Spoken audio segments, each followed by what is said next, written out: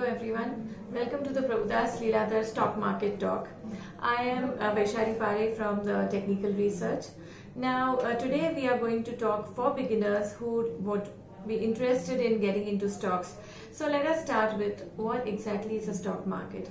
So stock market is a channelized platform where one comes to buy or sell an equity, and this is done through opening a demat account from a licensed broker, and the broker in turn is in touch with the exchange, that is the NSE or the BSE, whereby the actual buying and selling takes place, and the same is reflected in your account.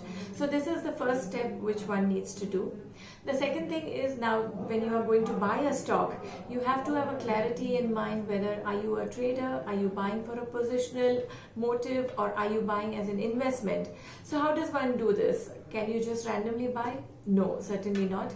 It needs a lot of research. You could read the research reports yourself or get in consultation with the broking house as to what their analysis is all about, and then take a call accordingly, and of course with strict discipline, because a set mind frame is very essential to get into the stock market. So that is the first step.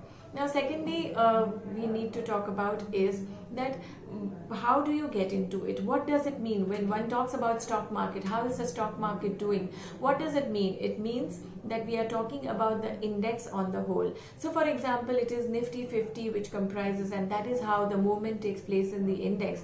So when we say that the index is going, the market is going strong, it means that the basket of stocks in unison, they are doing well. It could be sector wise, few chosen stocks, which is taking the index on the whole up or down. So it could be a trending market, it could be a falling market. On basis of this, we decide how the market is. So the index is the benchmark, and we compare our stocks with this benchmark. So this is how we evaluate our stock.